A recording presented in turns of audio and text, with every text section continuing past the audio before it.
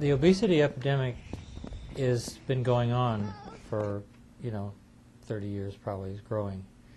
And it's due to many things. It's not a single factor type of thing. So you're not going to, for example, necessarily do one type of program and expect to have an impact on the obesity problem nationally. I think when we talk about having healthy children, the state of schools in California, especially with the crisis of obesity, has been a call to arms for schools to try to react to that. And one tool that we now have in our artillery is the CATCH program. My motives probably were, selfish for my children. What happened was a couple of years ago they decided to extend the school day for younger children, and I had a kindergartner, actually I had a preschooler and a kindergartner at the time. So they were going to extend the school day by 1 hour, but they weren't going to provide any PE specialist.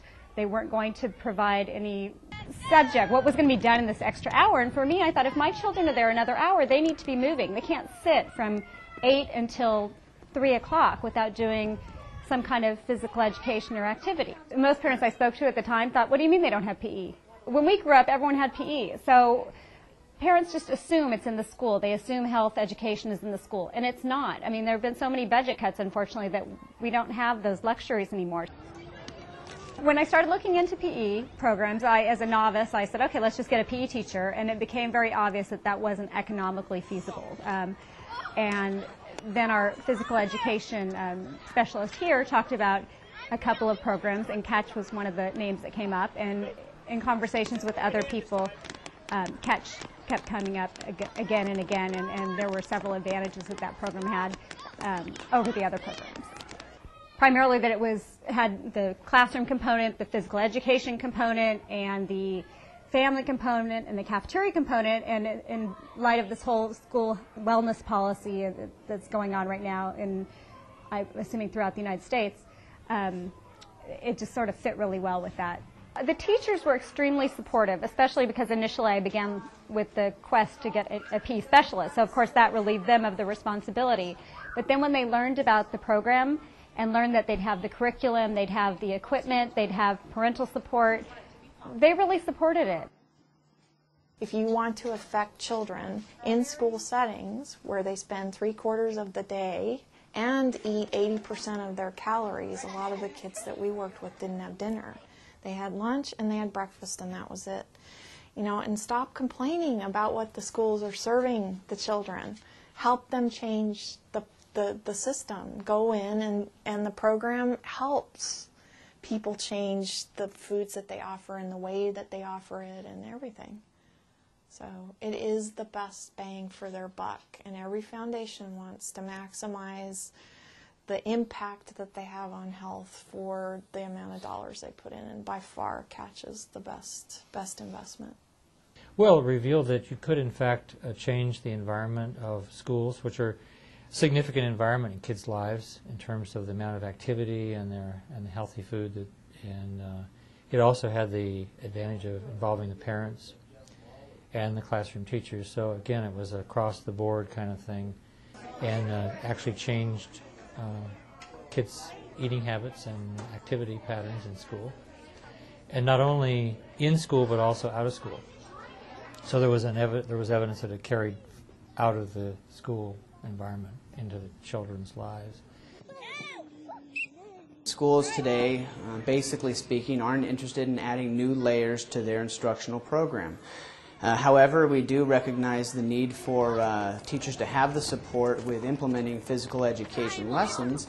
So with that, what we did is we took and gave it a chance, because we saw that it might be the right fit for our school. And in giving it a chance, we decided to identify one teacher per grade level to implement the program. We had the support of the district as far as funding for the equipment. We had the support from the county, the Orange County Department of Education, and with teachers that are motivated about teaching physical education, we took and piloted the program last year with one teacher per grade level, K through 6, and those 7 teachers worked with the program for half a year, because we didn't get started until the second half of the year. And with that, there was an overwhelming response that was incredibly positive about the benefits for the CATCH program. And specifically speaking, the teachers really appreciated the capability of children to be able to get involved with a lesson in which they're getting their heartbeats up. All students are involved. The lessons are very easy to follow, very scripted. And they're also user-friendly, and there's some portions of creativity. So even though it's scripted, there's some things that you can do to augment the lesson. So teachers have taken it on, and with our first year of piloting, it's been incredibly successful as far as bringing a new program to a school. You never know what's going to happen, but this one, in targeting child health and getting all kids involved with small group instructional lessons related to physical education, it's been incredibly positive. There's many, many different ways of doing it. One is Catch not only engages the children in physical activity, but they also learn generalizable motor skills that will allow them to be successful outside. In some of the classroom activities, for example, there are also useful activities, ideas, etc., that would generalize beyond. It's also an excellent tool for beginning physical education teachers because planning is not a skill that comes easily. And once the teachers actually do catch, and then they know their children very well, they will be able to make adaptations from that. So I think it's a wonderful tool. Well, I think WISE and Park and Rec and any kind of agency that has to deal with after-school time with kids, before and after-school time with programs, there's a great opportunity there for introducing healthy nutrition and activity behaviors into those programs.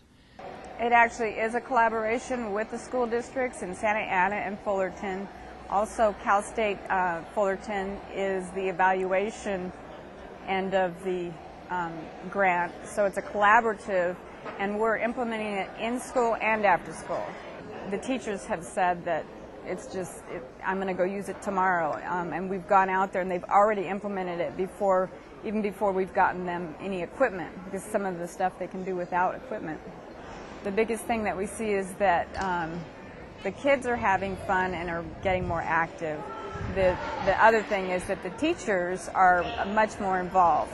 If they can have the types of nutrition that they need, and they can be given the types of instruction that they need in order to understand what making healthy choices in eating are, then we have a greater chance of educating them and helping them grow to their greatest potential. But without that, I think we're stifling their potential by not taking that on as our responsibility to provide them with the physical education and the background knowledge of understanding what it means to eat in a healthy manner. Win!